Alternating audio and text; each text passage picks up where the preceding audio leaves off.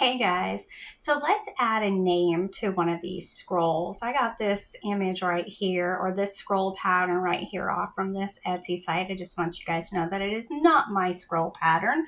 I did like it for this firearm because it is very well, it's got some good flow to it. It flows really well when you look at it and when you actually engrave it. So I wanted to go in here and at least show you guys how to mask in this name into the scroll pattern. So the easiest way for me to do this, the first thing I'm going to do is I am going to make sure that everything right here on the scroll pattern itself is grouped. So I'm going to highlight it all, go in and make sure it's all selected. I'm going to right click and I am going to group if it's not grouped, or I'm going to hit Control G to group it.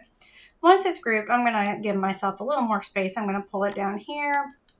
I'm going to grab my name here as well, just so we've got a little more space on the screen just to see what we're working with. Next thing I need to do is to make sure that the name actually is going to fit inside of the space that we have. So I'm just going to adjust it a little bit, not a big deal there. And then I'm going to center it to the, I'm going to make it equal distance from top to bottom and left to right.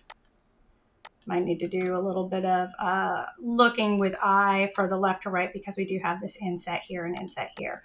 But to do the equal distance top to bottom, I'm just using E for equal on my keyboard. All right, once I've got that, I'm going to make a copy of the name Savannah. So I'm going to come in here, I'm going to Control D for duplicate. So now that I've got two copies, I'm going to grab this first copy and I'm just going to pull it up here for right now to get it out of my way. I'm going to grab this second copy. I'm going to convert that copy to a path.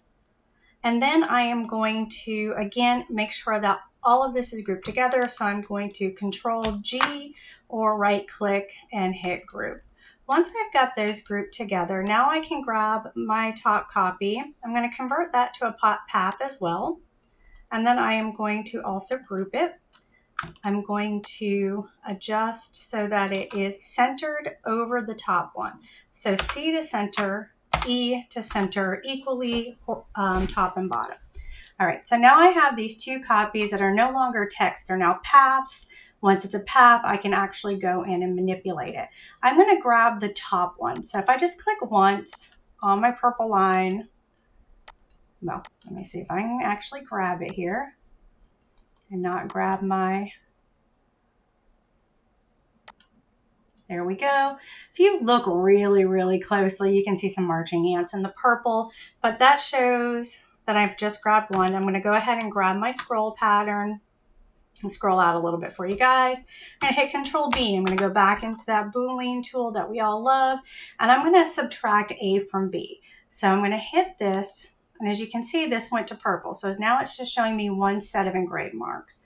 I can hit OK. If I move this, you can see that it has removed pieces of the pattern where the name overlays. What that's going to do when we go to engrave is to make sure that this engraves on the same level, yet gives us the opportunity to change the settings for the name so that it will stand out more if we want it to, without having the raised parts of the actual scroll pattern coming through the name. So I'm just going to hit Control Z, move that back, go ahead and change my my line so that it is, or my engrave settings, so it's whatever I want that engrave settings to be. If I want it the same as the scroll pattern, it'll be the same color. And then let me just kind of take this out of here so you guys can see what it looks like in a line version. So as you can see, I've taken all that pattern outside of the name, and now I can engrave it and have it show up without any cuts, without any raised marks, so that the name is actually visible in the pattern.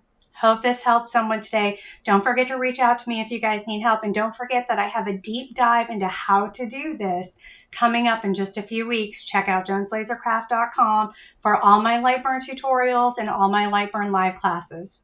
Have a good day.